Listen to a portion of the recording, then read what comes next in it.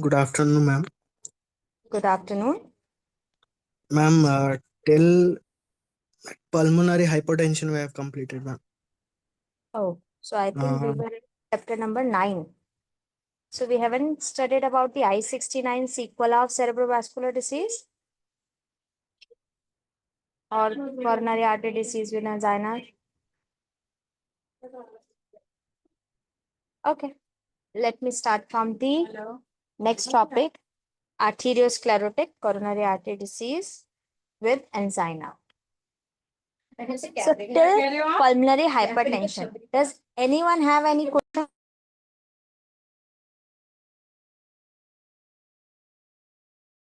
Till pulmonary hypertension, does anyone have any questions or any doubt? Would you like me to repeat anything till now?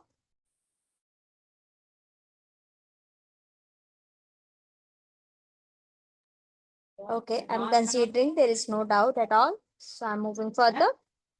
So our next guideline is atherosclerotic coronary artery disease.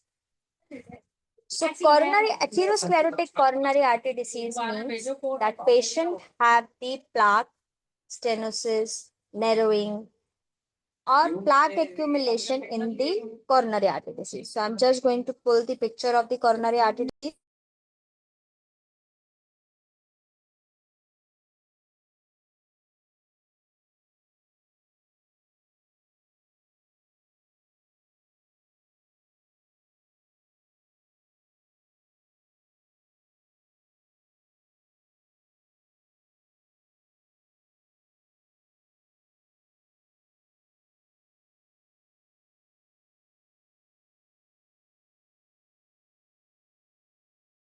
So you can see here, this is the healthy coronary artery.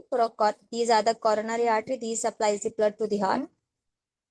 So whenever patient build up the plaque at the walls of the arteries, this condition is known as atherosclerotic coronary artery disease.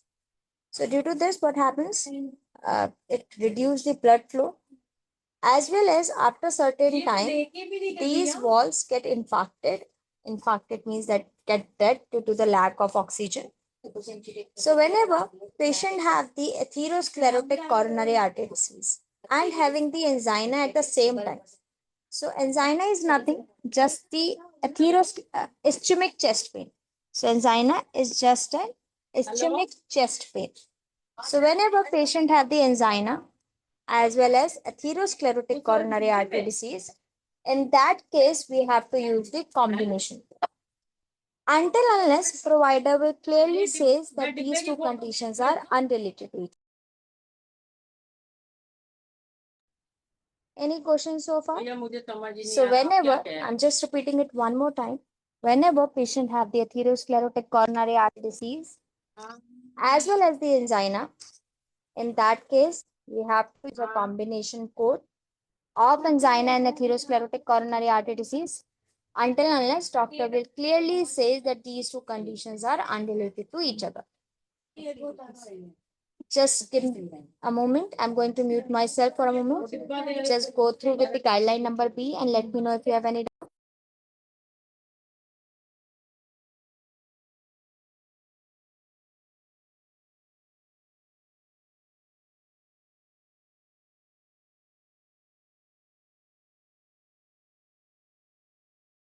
Done with reading?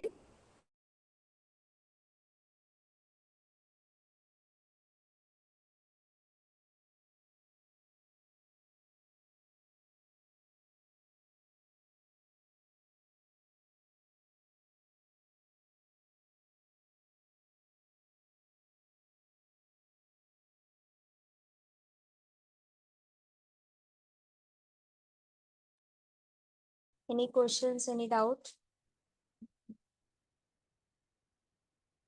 no, ma'am. Perfect. Gauri, did you have any doubt? Lokesh, Palvi, Silpa?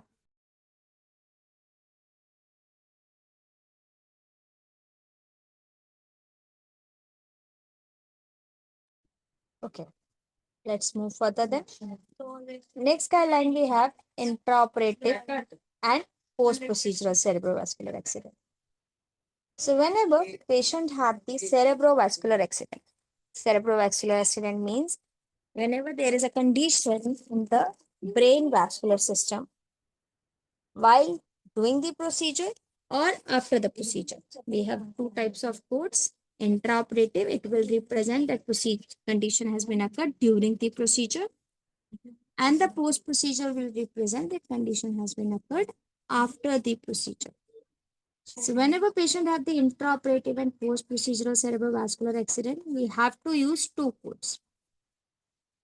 First code will represent artery affected, the artery and the vein which is affected,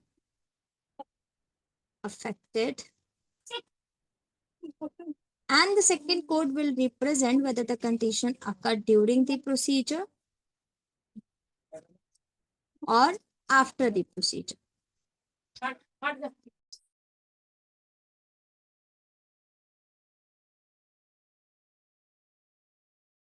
So whenever patient have the cerebrovascular accident during the procedure or after the procedure, in that case we have to use two codes. Your first code will represent the artery and vein affected, and your second code will represent whether the condition occurred during the procedure or after the procedure. Your sequencing will be based on the tabular. You have to refer the tabular to identify what will be your primary diagnosis and what will be your secondary diagnosis. But to specify the whole condition, you need to use two codes. Just go through with the guideline number C and let me know if you have any doubt.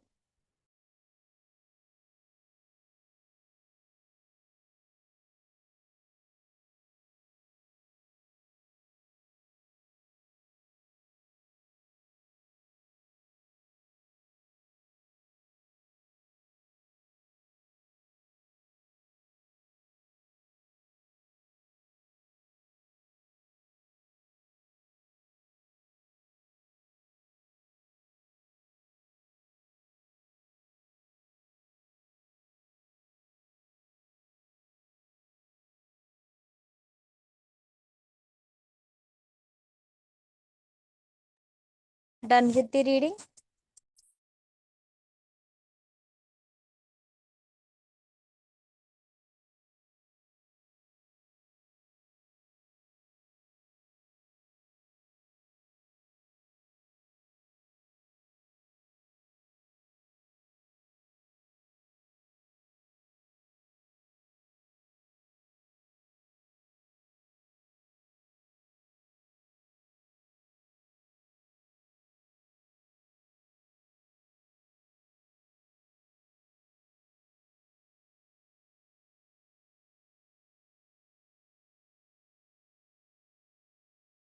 Guys, you guys are done with reading or still reading? You just need to read the guideline number C.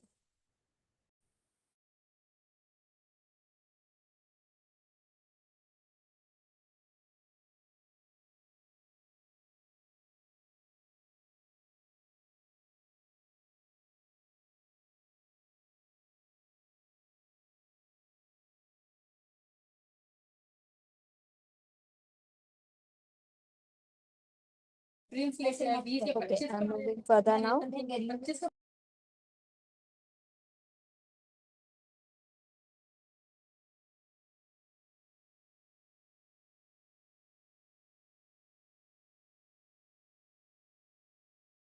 Okay, let's move further. Sequela of the cerebrovascular disease. Whenever patient have the cerebrovascular disease, and due to that cerebrovascular disease, patient is having any sequela. Sequela means any monoplegia, hemiplegia, paralysis, any type of paralysis or any type of hemiplegia.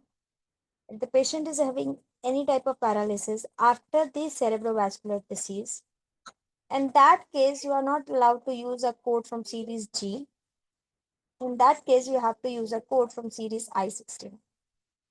Your I-69 code will represent that this sequela, this hemiplegia, monoplegia, or any paralysis is due to the cerebrovascular disease.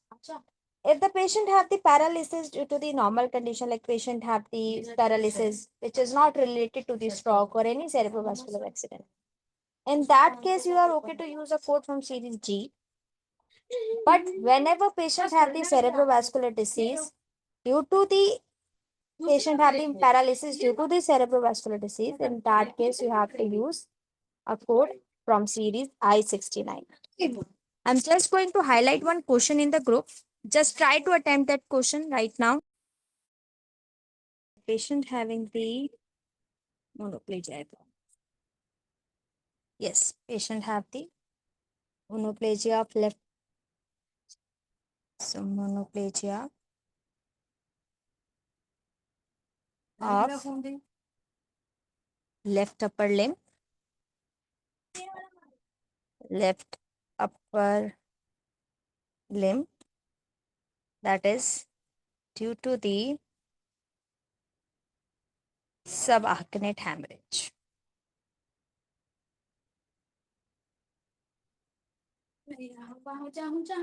Hemorrhage. So patient having the monoplegia. So what we have to do? We have to refer the monoplegia in the index.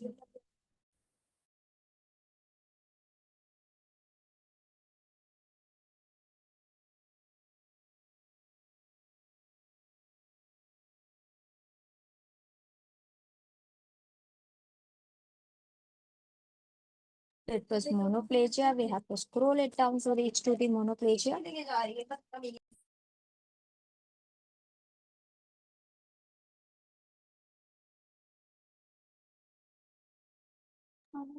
Here we have the monoplegia.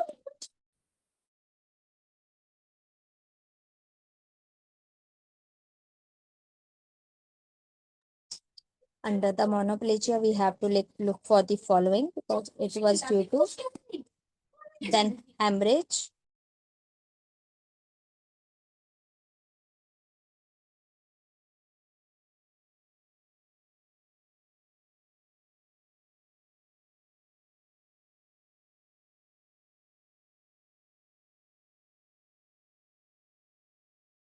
so here we have two options. First one is non-traumatic intracranial hemorrhage and the other one is subarachnoid hemorrhage.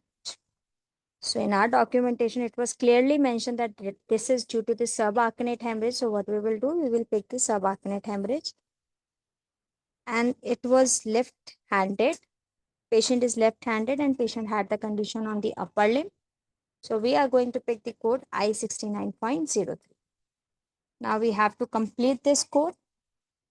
So I69.03.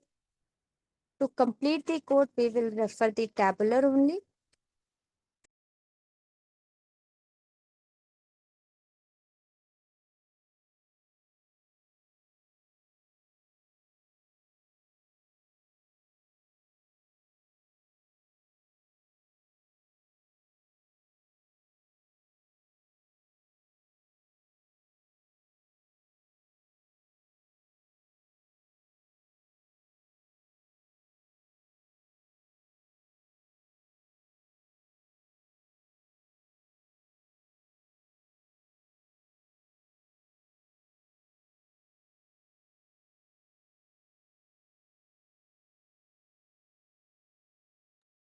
Here we have the I6903. So in our case, it was mentioned that patient is left-handed and the condition is also at the left hand. So we have to pick left dominant side because patient is a left-handed. So the dominant side is left only. So you have to use I69.032. So our code should be I69.03. We do have the same code for the monoplegia hemiplegia from series G also. So let me show you that codes too.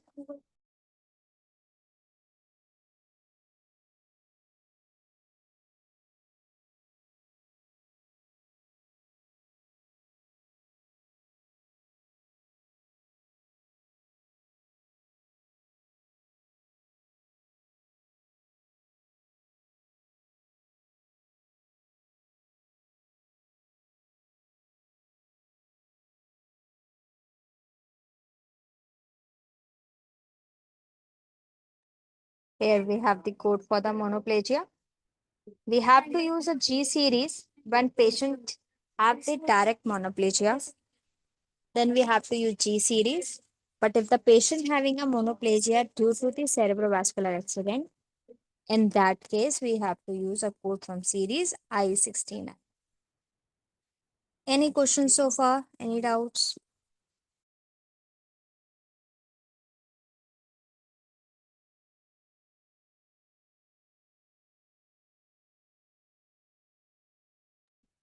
Okay, let's move back to the other guidelines.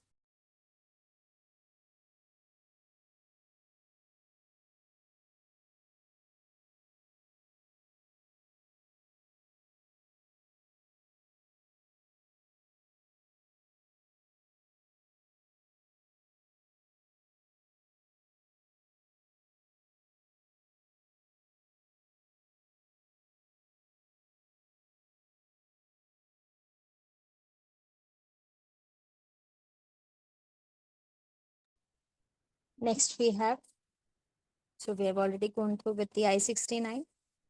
Our I69 codes are varied based on the dominant and the non-dominant side.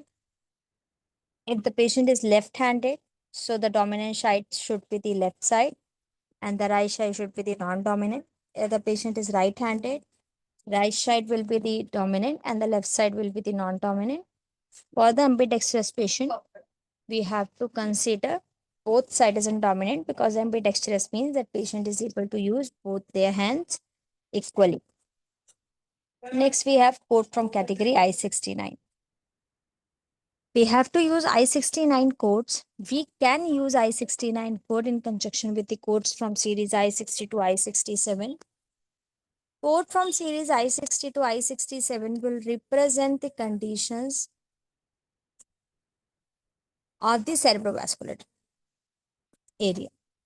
So if the patient have the current cerebrovascular disease and having the sequela of the previous cerebrovascular condition, in that case, we are allowed to use both the codes together. So we are allowed to use I69 codes in conjunction with the I60 to I67. So our next guideline is code from category I69 and the personal history of ischemic attack. So if the patient having a cerebrovascular accident,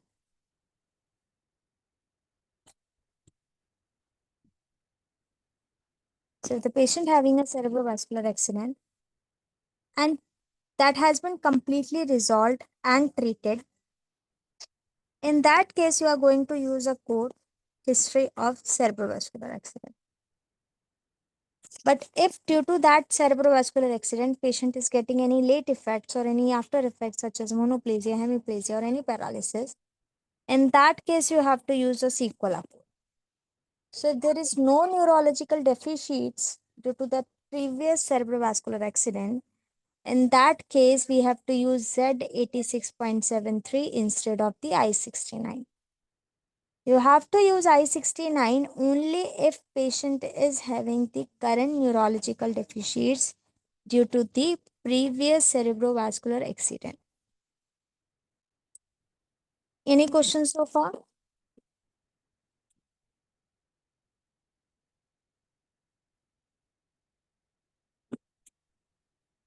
Okay, let's move further. Acute myocardial infarction. Acute myocardial infarction means patient having the infarction of the muscles of cardium, heart muscles. We have 5 type of AMIs. I'm going to pull the code in the index. Just give me a moment.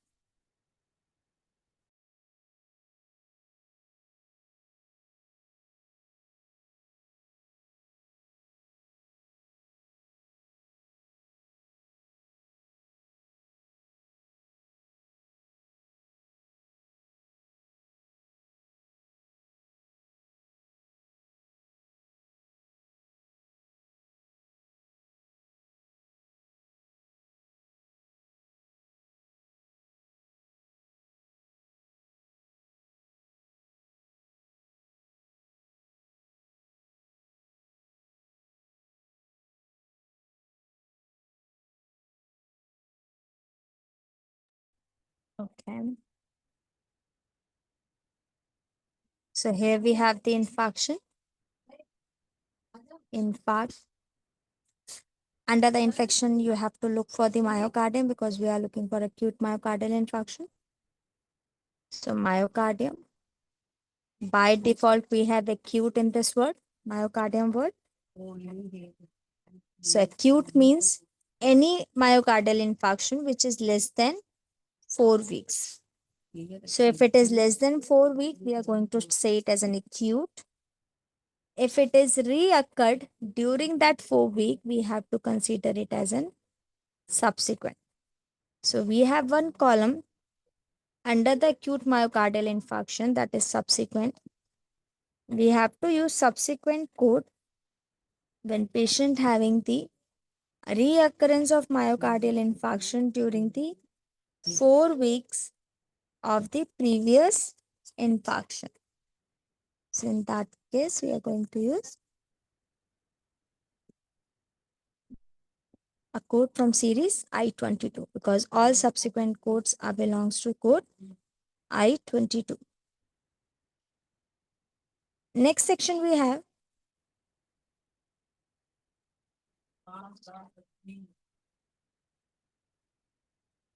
have five type of myocardial infarctions.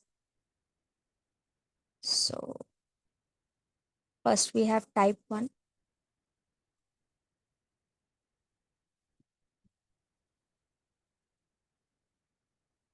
Type 1.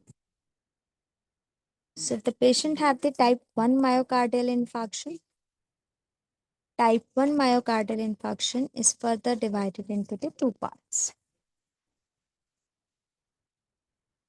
STEMI and non-STEMI.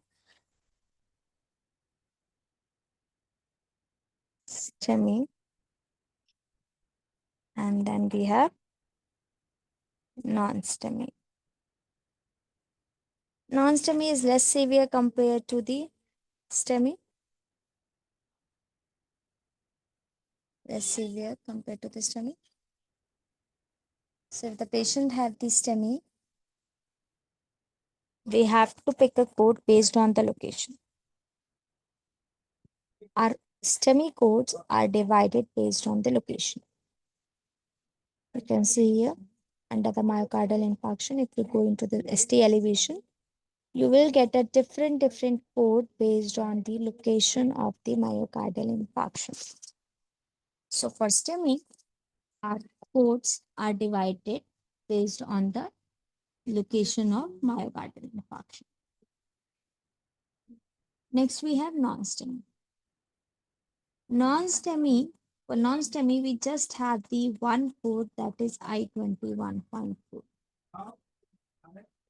Irrespective of the location or not. So even though we have the location for non-STEMI myocardial infarction, still we are going to use a code I-21.4 because our code does not segregate between the locations of the non-STEMI. Non-STEMI is also known as subendocardial. Non-STEMI is also known as subendocardial and non-transmural.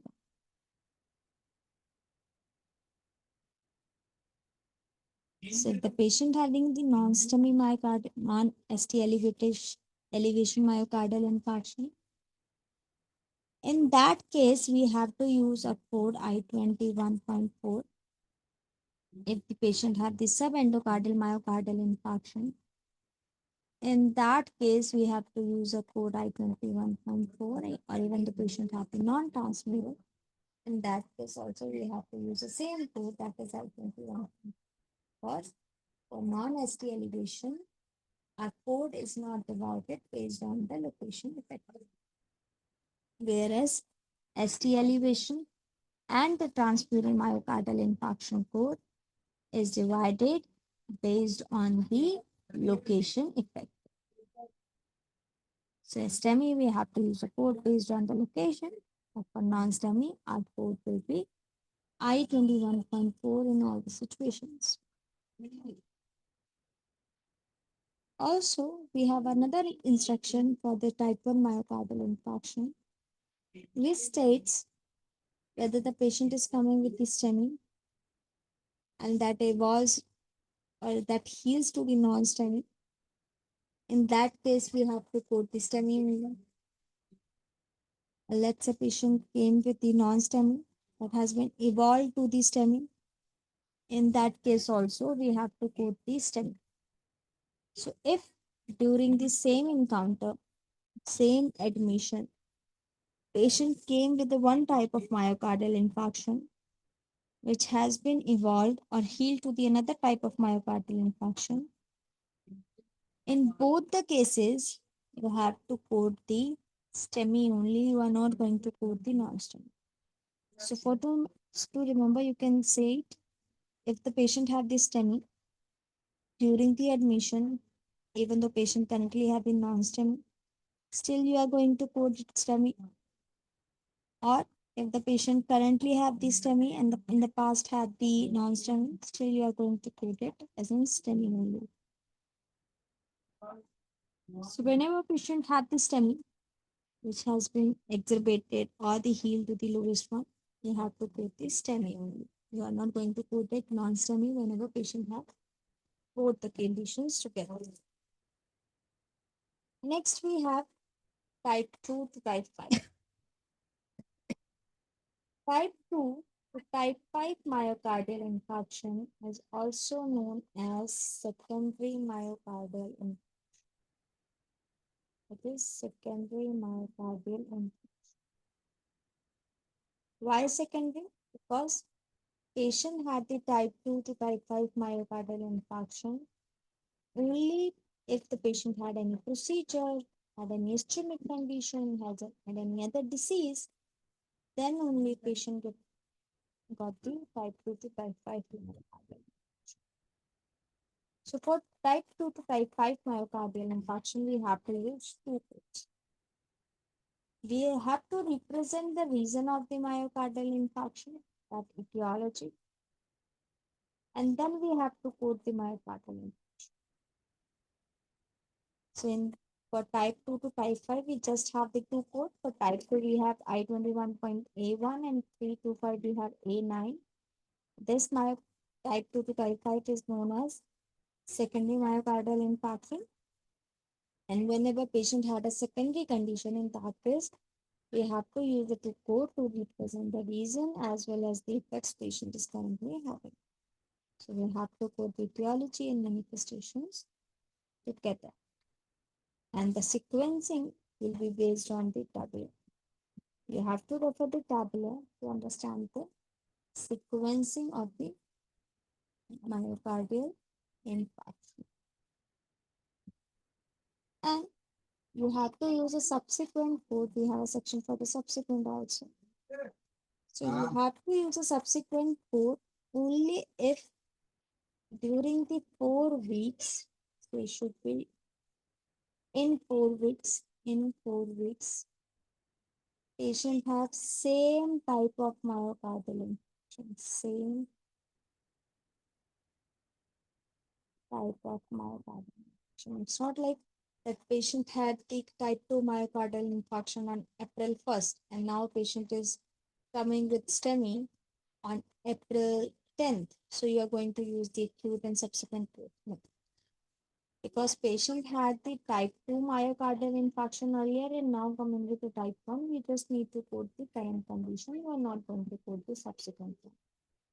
You have to quote the subsequent myocardial infarction only if the patient had the same type of myocardial infarction during the 4 weeks of the previous myocardial infarction. So after the previous myocardial infarction, if in between patient have the different myocardial infarction of the same type, in that case you have to use acute myocardial infarction as well as subsequent myocardial infarction. Even though in the subsequent also, for ST elevation we have a code based on the location, but For the non-ST elevation or subendocardial, we just have the one port, that is I-22. So for subendocardial or non-ST elevation, even though it was mentioned, location is mentioned, still you are going to use a code for non-ST elevation. That will be I-22.2 for the subsequent and I-21.4 for the acute. Now I'm just going to pull the guidelines again.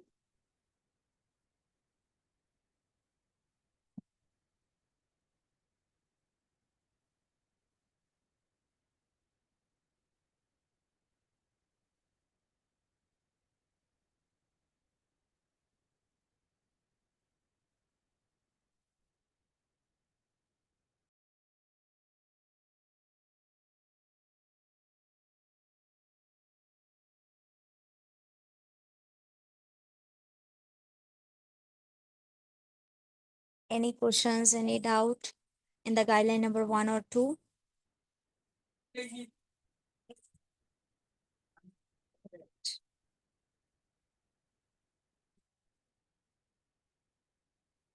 Okay.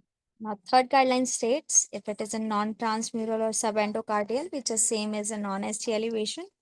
So even though we have the site in the documentation, still we are going to use it, code it as an I-21.4 for the acute and I-22.2 for the subsequent, because we just have the one code for this situation.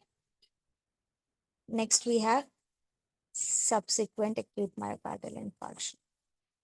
So subsequent acute myocardial infarction means if patient had the same type of myocardial infarction during the 4 weeks. So if the patient had the same type of myocardial infarction in the 4 week of the previous myocardial infarction, in that case, we have to use I-22.2 in conjunction with the acute myocardial infarction. So this is the same which we had just discussed. So just read the guideline number 4. I'm just going to drop this out. Read the guideline number 4 and let me know if you have any doubts.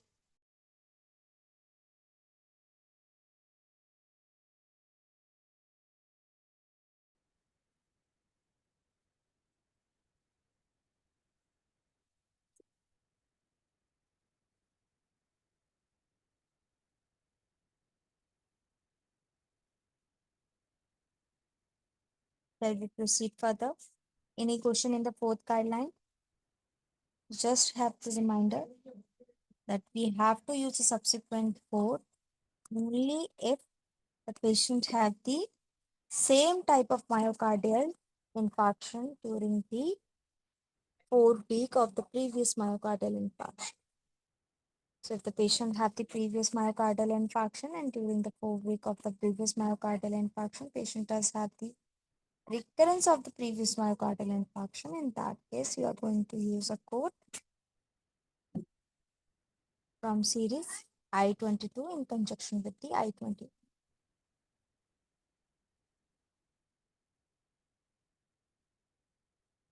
So let's move further. We have other type of myocardial infarction then. So other type of myocardial infarction means that patient have the type 5 to type 2 to type 5 myocardial infarction. So if the patient have type 2 to type 5, in that case, we are going to use a code I-21A1 or A9. You cannot use these code as in primary because these are the secondary myocardial infarction. First, we have to code the condition or the reason. Then we have to code the myocardial infarction.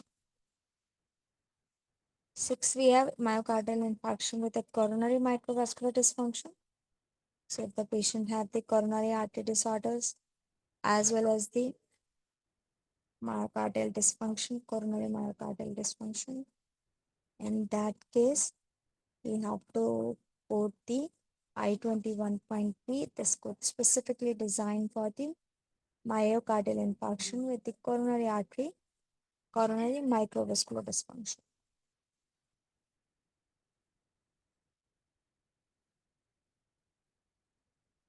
Next chapter we have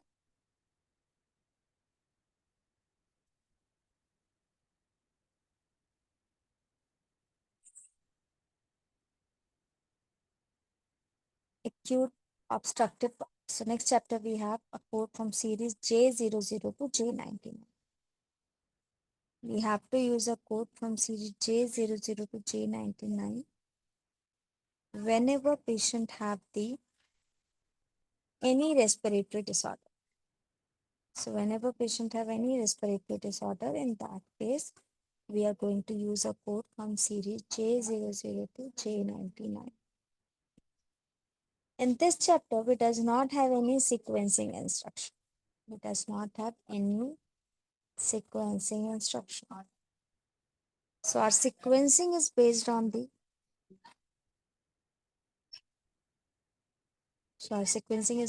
the reason of encounter. So if the patient have two acute conditions,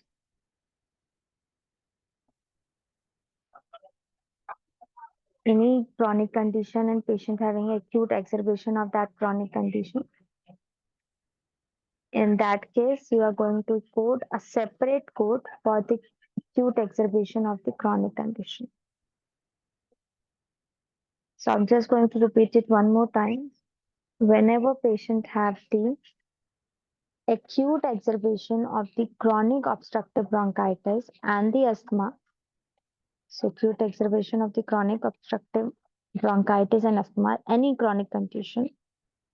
Acute exacerbation means that patient having the worsening or decompensation of that chronic condition, and this worsening is acute in nature.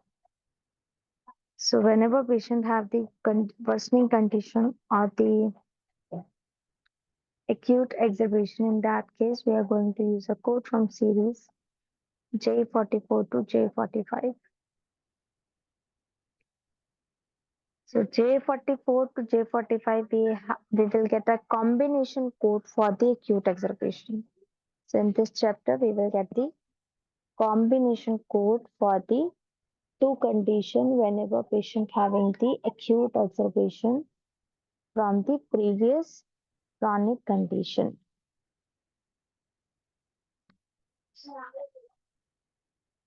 Next guideline we have for the acute respiratory failure. We does not have any sequencing guideline for the respiratory failure also.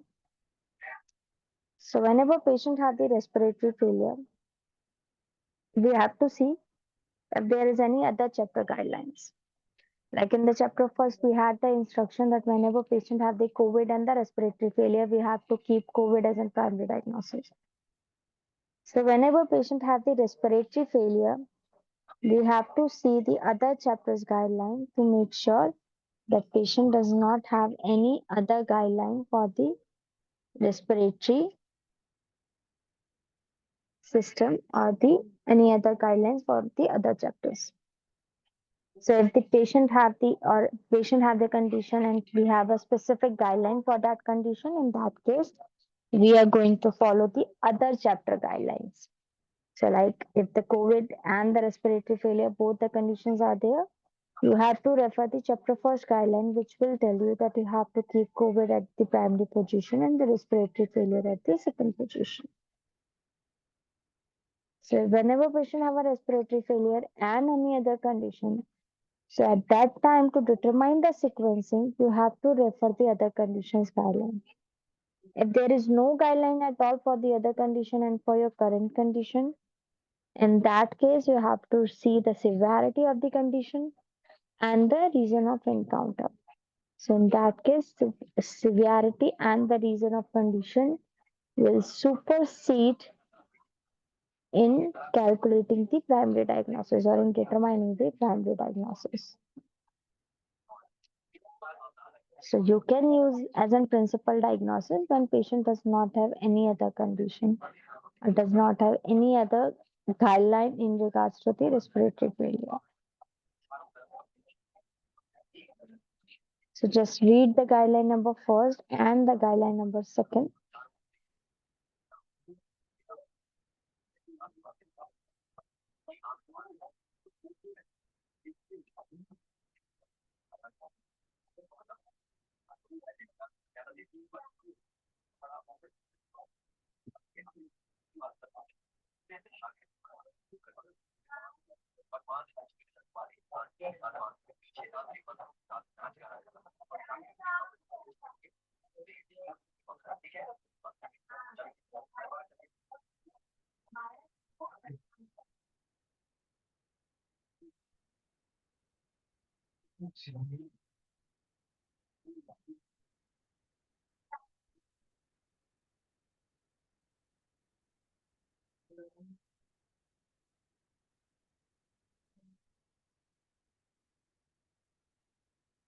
Done with the reading?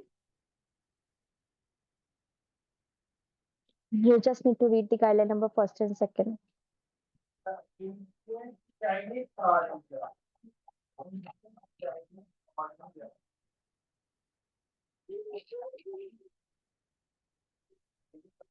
Okay, I'm moving further. Next, we have sequencing of respiratory failure and other acute condition. So first we have to see if there is any another chapter specific guideline for the other condition. If there is no any other guideline in regards to the other diagnosis, in that case, we have to refer the severity and the treatment of the condition as well as reason of encounter. We have to see that to determine the primary diagnosis.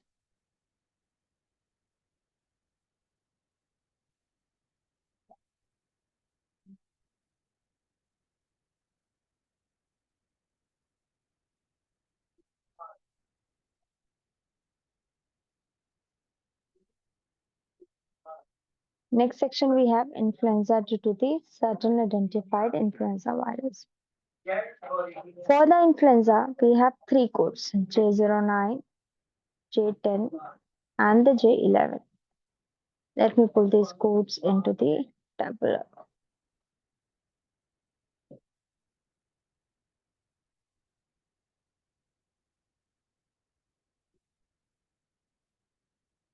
So JIJ, let's try at the 760 page number.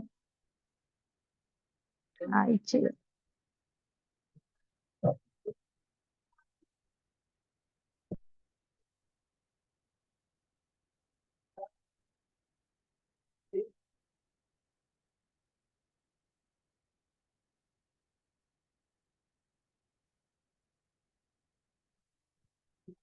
Here we go. So our first code is J09. So we have to use a code from series J09 whenever patient have the influenza due to a particular virus, and we have a specific code for that. So in that case, we are going to use a code from series J09. That is influenza due to identified influenza virus. It is due to the avian, bird, influenza A5, and so on. Whenever patient have the influenza virus, due to these viruses, in that case, we have to use a code from series J09. The code from series J10 we need to use whenever patient have the influenza due to a particular new virus, and if it does not have the code for that virus in the manual. So in that case, we are going to use a code from series J10. Then we have the next section, J11. We have to pick a code from series J11 whenever patient have the influenza, but the name of the virus is not documented. So in that case, we have to use J11. So J11 is equivalent to the unspecified influenza. So when the virus of the influenza is not documented, you have to use a code from series J11. You have to use a code from series J10 whenever patient have the influenza due to any other influenza virus. So it is equivalent to the NEC. So virus is due to the any other reason. In that case, we have to use a code from series NEC. That is equivalent to the NEC. And J09 you have to use whenever patient have the influenza due to these viruses, then we have to use J09. So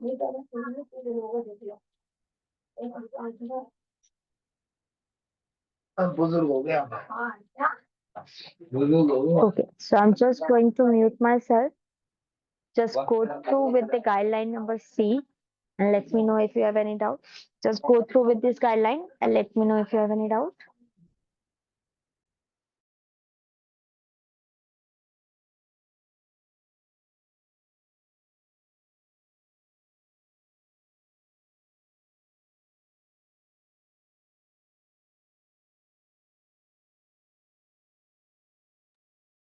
Okay, I'm moving further. I think it does not have any questions so far. So our next guideline is ventilator associated pneumonia.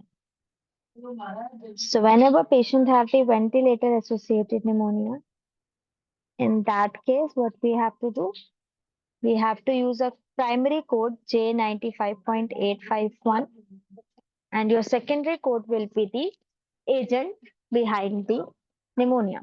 So pneumonia is a lung infection. So first you have to use a code from series J95.851 to represent that this is a ventilator associated pneumonia, and to represent the agent behind the pneumonia, you have to use a code from series B95 to B97. So whenever patient have the pneumonia due to the ventilator, your primary code is always be a J95 followed by the B95 to B97 based on the organism. There are few situations when patient have the normal pneumonia. So for normal pneumonia, we have to use a code from series J12 to J18.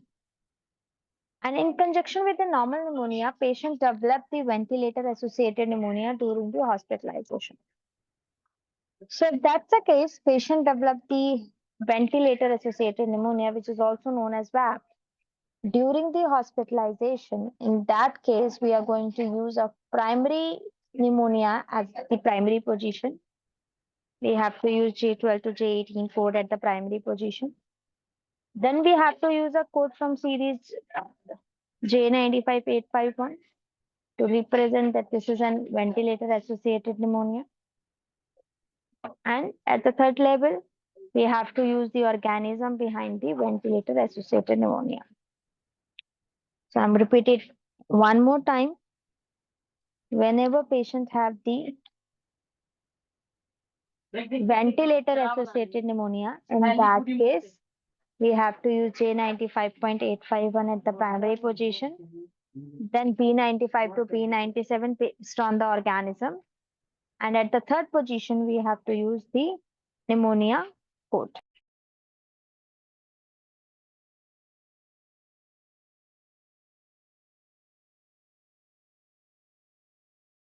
Just go through with the guideline number D first and second. Just read it once and let me know if you have any doubt. In the meantime, I'm going to send one question in the group.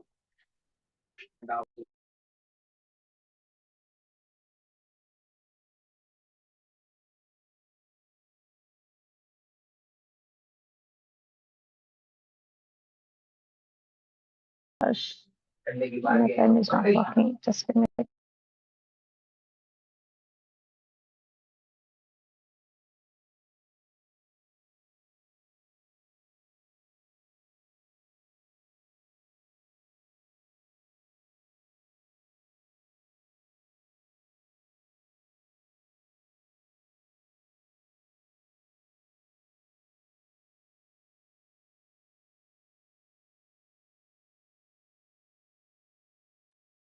So our question is, patient having the E. coli pneumonia. Good, Jamil. Just one code is missing. So let's do it together. So patient having a E. coli pneumonia.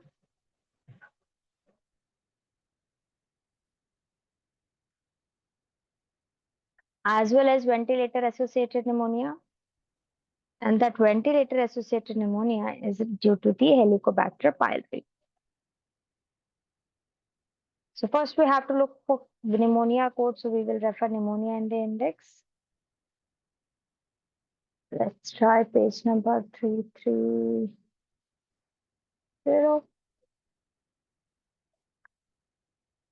Pneumonia.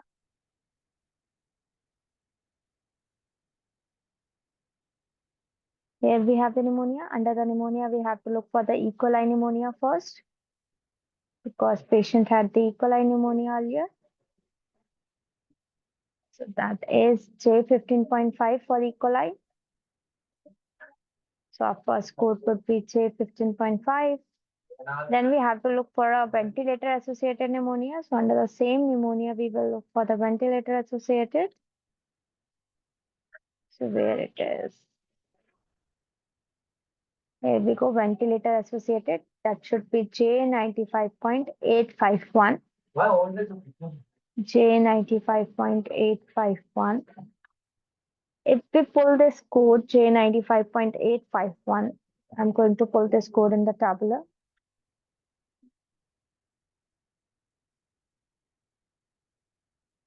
That was J95.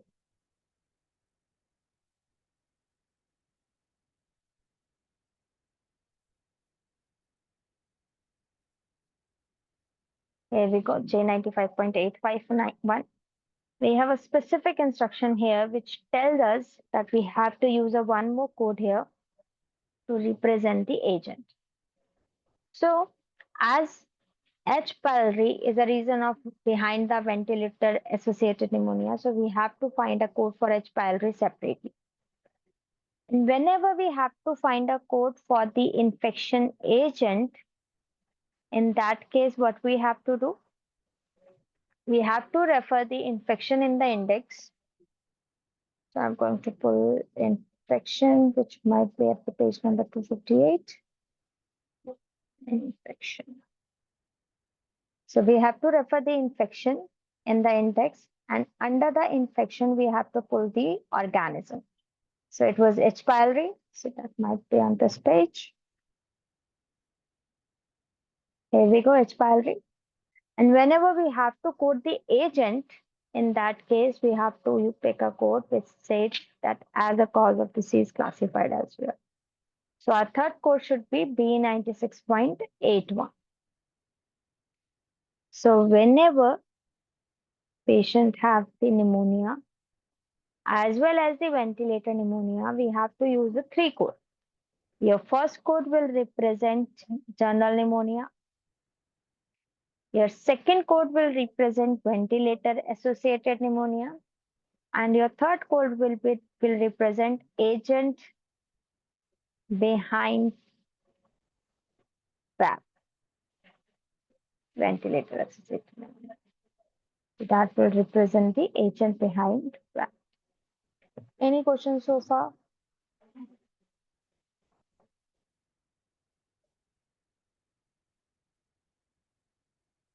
Okay. I'm considering that none of you have any doubt. Jamil, did you have any doubt? Are you clear that how we have find the third code now? Yes, ma'am. Perfect. So let's move to the another guideline, that is vaping related disorder. So whenever patient have the vaping related disorder, vaping is an electronic cigarette. So whenever patient have the vaping related disorder, in that case, we have a specific code U07.0, which will behave as a principal diagnosis. They have to use this code as a principal diagnosis at the primary position only. And if the patient have the any lung injury or any condition due to vape, we have to code that condition at the second position. And then we have the, if there is any sign and symptom which is related to the respiratory illness or the vape, we are not going to code the sign and symptoms separately. We are not going to code the cough and shortness of breath separately because that is inclusive in the condition. But if the patient have any non-respiratory manifestations such as enteritis, diarrhea, or any gastrointestinal symptoms, we are good to code the gastrointestinal symptoms separately if the patient have the vaping related disorder. So I'm just going to mute myself for a moment. Just go through with this guideline number E and let me know if you have any doubt.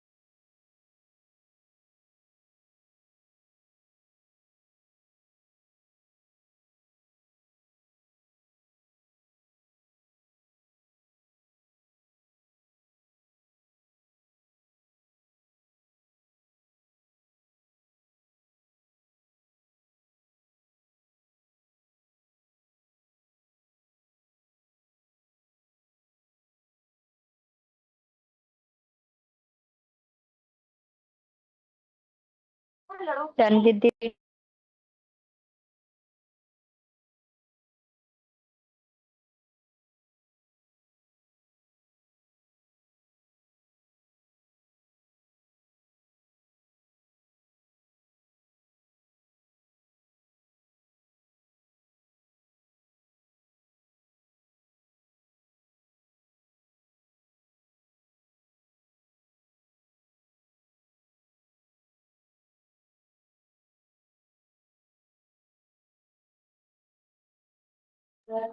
Okay, so you want me to repeat the third code again. So the third code will represent agent behind the valve, agent behind the ventilator associated.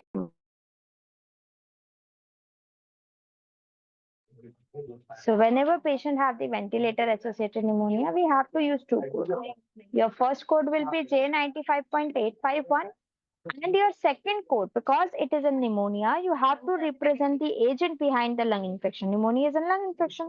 So to represent the agent, you will use the second code or the third code from series B95 to B97 to represent the agent behind the ventilator associated pneumonia.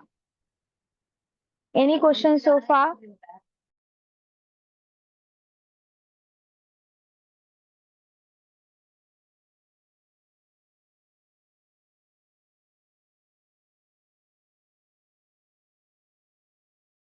Okay, I am moving.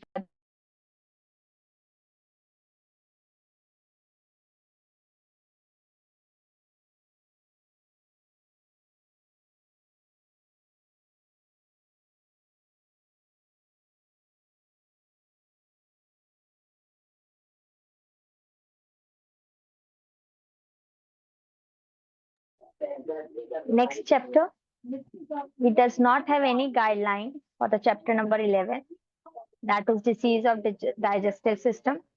So for the digestive system, it does not have any guideline. So any code from series K00 to K95, it does not have any guideline for that.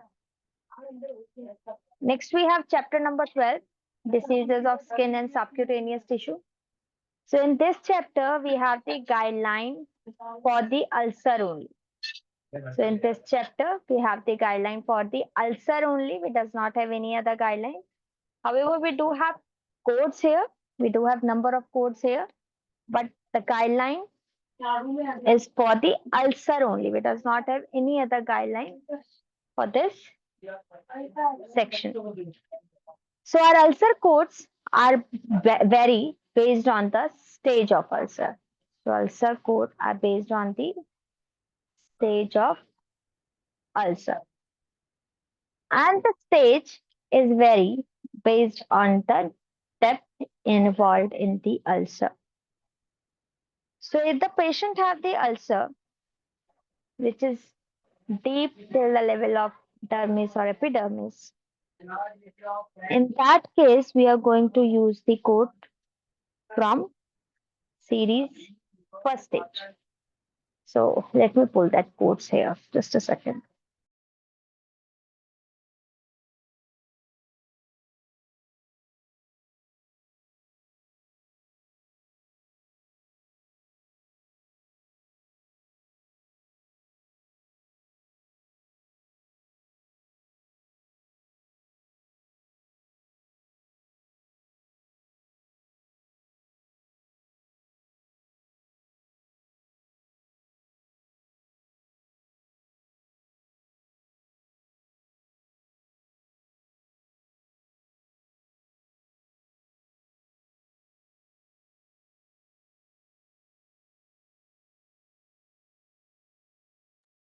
I have pulled the random code from the ulcer series. Our ulcer codes belongs from our L89 if it is pressure and L97 for the non-pressure ulcers.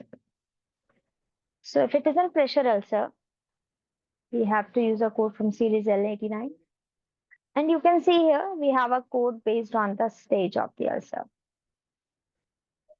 And these stages are based on the depth involved in the ulcer, that how deep the ulcer is. If the ulcer is affecting the upper layer, that is epidermis layer only, In that case, we are going to use a code from series stage 1. If the patient have the ulcer, which is deep till the level of dermis, then we have to use a code partial stage 2.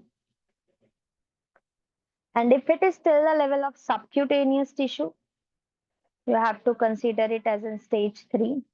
And if it is still the level of bone, then you have to consider it as in stage 4. So for epidermis, if the condition is at the level of epidermis only, then stage 1. For the epidermis and dermis, stage 2. Stage 3, when the ulcer reaches to the subcutaneous level, and stage 4, when the ulcer reaches to the bone level. So if the ulcer reaches to the bone level, we are going to use a code from series, stage 4.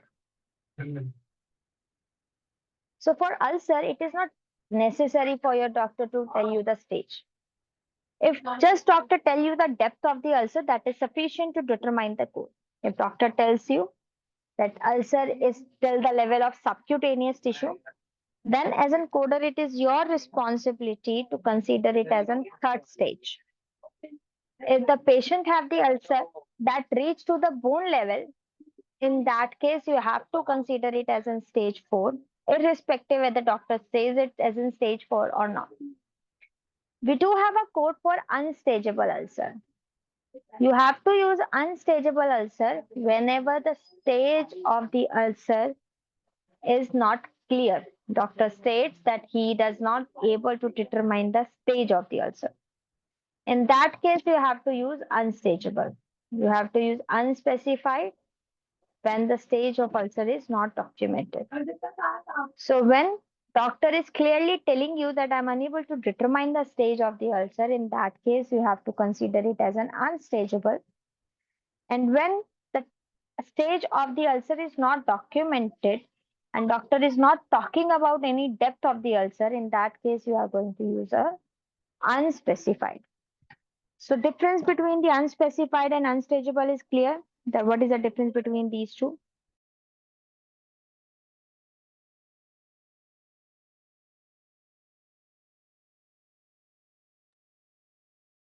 Unstageable, when doctor clearly tells that he is unable to determine the stage, then you have to keep it as an unstageable. For unspecified, when the doctor is clearly not mentioning anything in regards to the stage of the ulcer, then you have to mention it, consider it as an unspecified. So our ulcer code is based on the site and the stage. You have to use a different code if the different sites are mentioned. And if the stages are different, like the patient came with the stage 3 pressure ulcer, patient came with the stage 3 pressure ulcer, which has been evolved to the stage 4 of the same site. So in this case, we are going to use both codes. We have to use stage 4 as well as the stage 3 of the pressure ulcer. So when the pressure ulcer evolves, we have to code both. If the pressure ulcer heals, we have to code the stage which is mentioned at the time of the admission. One more time. If pressure ulcer heals, we have to code the highest stage. That means the stage mentioned at the time of the admission. Or if the patient, doctor just mentioned, or the pressure ulcer evolves, that means increase. In that case, we are going to use the highest code as well as the lowest code of the same site. We have to code both the condition together. Let's get back to the guidelines. Now again, I'm going to mute myself. You have to read your guidelines on your own. So our first guideline, that is pressure ulcer stages. This will tell you that we have to use a code from series L89 to define the stage as well as to define the site of the ulcer. Our stages are varied from 1 to 4. First stage, second stage, third stage, fourth stage, based on the depth. involved in the ulcer. We do have a code for unspecified stage and the unstageable stage. Unspecified stage will tell you that doctor is stage is not documented, and unstageable you need to use when the doctor is not able to determine the stage of the ulcer. So in the second guideline, it will tell you the difference between the unstageable and unspecified. So again, unstageable when the clinical documentation clearly tells you that doctor is unable to clinically determine the stage due to the covering or due to any other reason, then you have to consider it as an unstageable. If the stage is not documented, if there is no documentation in regard to stage, you have to keep it as an unspecified. Then we have third guideline, documentation of ulcer stage. So for ulcer, it is not the doctor's responsibility to tell you the stage actually, accurately. In that case, if the doctor just tells you the depth of the ulcer or just use the clinical term, just like doctor tells you that patient have the blisters. So it's your responsibility to consider blisters as a second degree ulcer or second stage ulcer because blisters is still the level of dermis.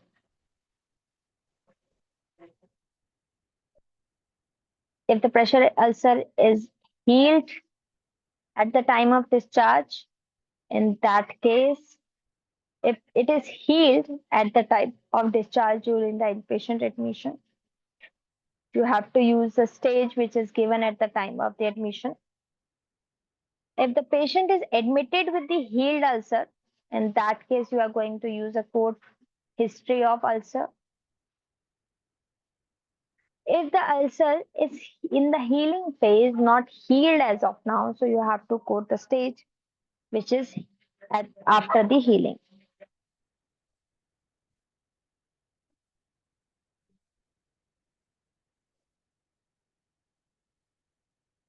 Next, we have another guideline, patient admitted with the ulcer, which evolved into the another stage. So when the pressure ulcer evolved, we have to code both the stages. We have to use two codes for the same site, for the one which is the previous ulcer and another one which has been evolved.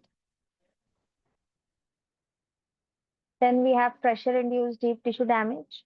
So if it is in deep tissue injury, a deep tissue damage, in that case, you have to use specific deep tissue damage code instead of the ulcer. We have the same guideline for the non-pressure ulcer. So guidelines are quite same, completely same. It does not have any difference between the pressure ulcer and the non-pressure ulcer. So I'm just going to skip these three guidelines, which you can read it at your own pace. I'm moving into the chapter number 13, diseases of musculoskeletal system and the connective tissue. So whenever patient have the disease for the muscles or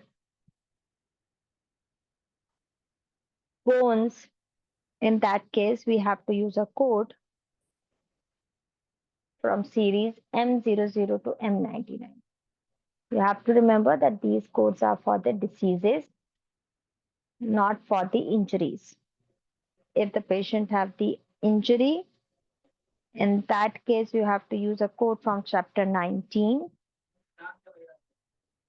If the patient have disease, in that case, you are going to use a code from series M00 to M99. So disease is something which is a chronic condition of the bone and muscles. So in that case, you are going to use a code from series M00 to M99. So if the patient have acute traumatic condition of the, what we call musculoskeletal system, in that case, we have to use a code from series S series. So from chapter number 19. So our musculoskeletal codes are divided based on the site and laterality. So you will get the different code for a different site, and you will get the different code for the different laterality. I'm going to pull a particular code from series M to show you the difference between the site and laterality. Just give me a second. Let's try page number 850.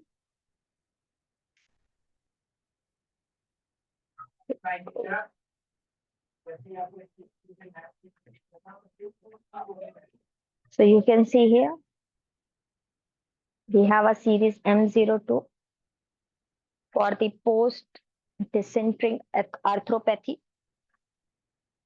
You can see here we have a different code for the different sites. Here we have the wrist, here we have the hand, hip, and so on.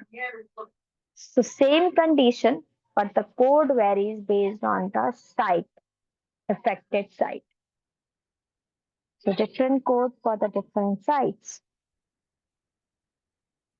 As well as all codes are divided based on the laterality. That means right and the left. So all codes are divided based on the laterality as well as site of the condition.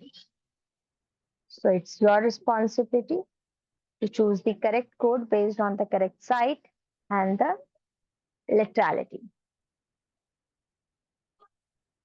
Next instruction we have here, bone versus joint.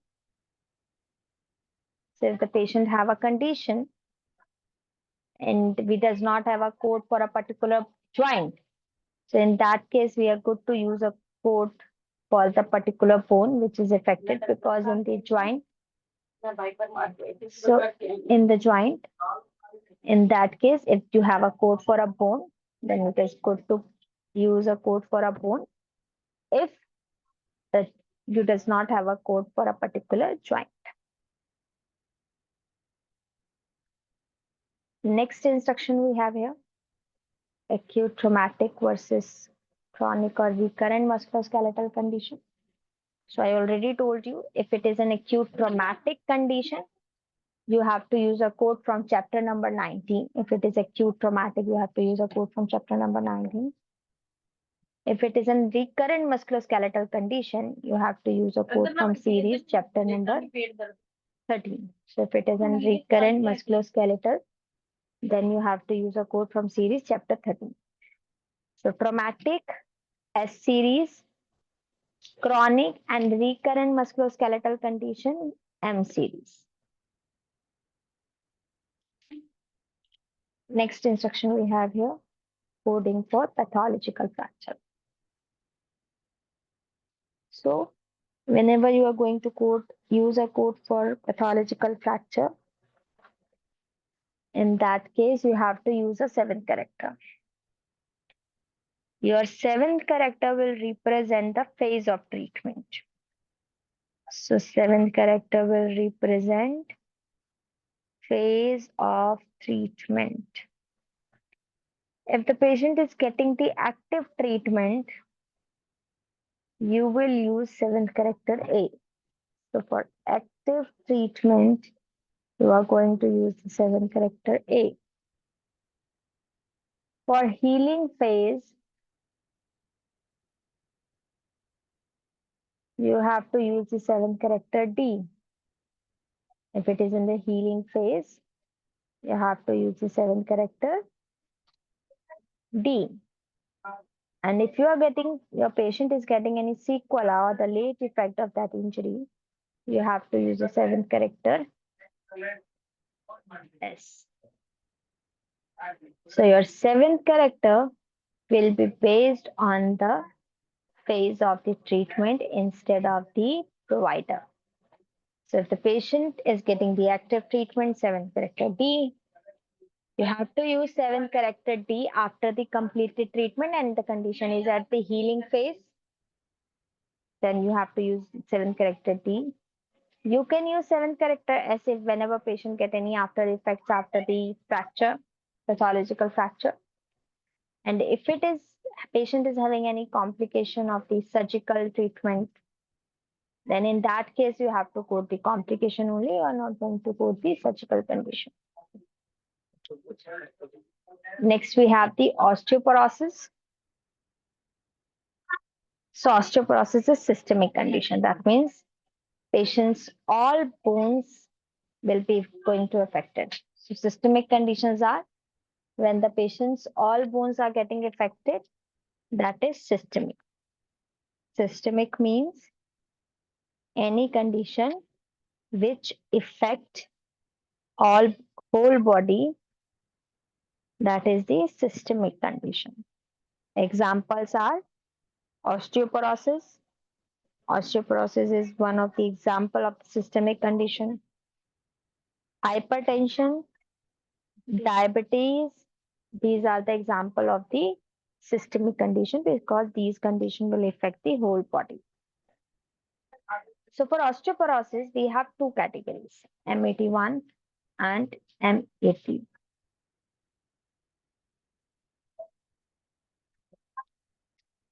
Whenever patient have the osteoporosis without fracture, in that case, you have to use a code from series M81.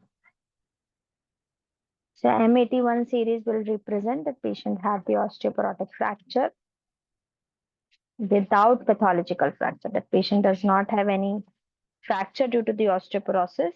Patient just have the osteoporosis. So if the patient just have the osteoporosis, in that case, we have to use M81. If the patient have the osteoporosis with current fracture, in that case, you have to use M80 in conjunction with the fracture. So M80 with the fracture. I'm just going to mute myself for a moment because these two guidelines are important. So just give the second and read the guideline number 1 and the guideline number 2. I'm just going to mute myself for a moment.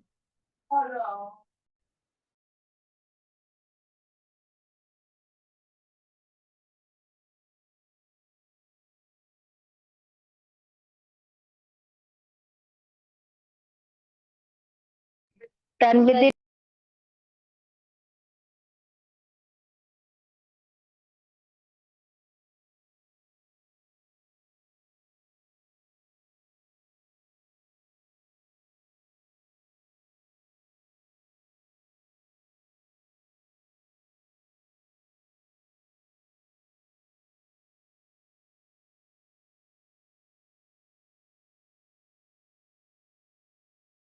any questions, guys? Any doubts?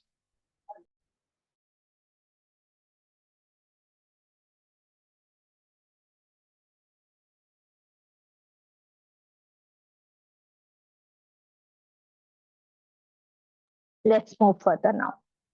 So next guideline we have multi-system inflammatory syndrome. We already discussed these guidelines in the chapter number 1. That's the only reason we does not have any guidelines here. So for the multi-system inflammatory syndrome, we have only one guideline that if the patient have the MIS as well as the current COVID, you have to quote the current COVID at the primary position and the MIS at the second position. And if the MIS is due to the previous COVID, then you have to keep the previous COVID at the first position and MIS at the first position and the post-COVID at the second position. Let's move to the chapter number 14. So it does not have any specific guideline in the chapter number 14. For chapter number 14 also, we have to follow the same guidelines which we were following at the other chapters or the chapter number 10. So let's start. We just have the guideline for the CKD. That will not tell you any sequencing instruction at all. So first is stages of chronic kidney diseases. So our CKD code are based on the severity or the stage. So if the patient have the stage 6 as well as stage 5, you have to quote the highest stage only. You will not quote both the stages together. You have to quote the highest stage only. Next guideline will tell you if the patient had the CKD and kidney has been transplanted, and after the transplant, patient have some sort of CKD. In that case, you have to quote the CKD at the primary position and the kidney transplant status at the second position. You are not going to use any code for the complication. You have to use the complication code whenever after the transplant patient have the any issues like rejections, infections, or any transplant complication, then only you have to quote the complication. If the patient have the CKD only, in that case, you have to use CKD code as well as Z94, because after the transplant, it is obvious that patient might have some retained CKD even after the transplant. So that will not considered as a complication after the transplant. Next and the last guideline we have for today, that is CKD with other condition. So whenever patient have the CKD and any other condition, in that case, you have to refer the guideline for other chapter guidelines. Other chapter guideline means, so let's say patient have the hypertension and CKD. So you have to quote the hypertension at the primary position followed by CKD. Why? Because hypertension chapter will tell you to use in this format. So whenever patient have the conditions CKD or respiratory failure, for these conditions we does not have any specific code. What we have to do, we have to quote the we have to follow the other chapter guideline only. Any questions so far?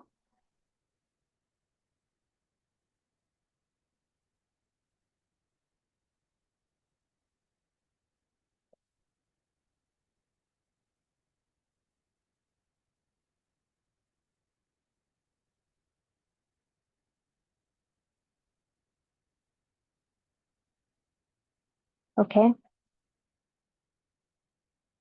So I have already shared few questions which is related to the previous guidelines which we had just studied. So I request that please attempt those questions before the previous session, before the next session, so that we can discuss those questions and discuss that question and improve according to that. So let's wrap up the session for now. We will meet on the next Sunday. Thanks, everyone.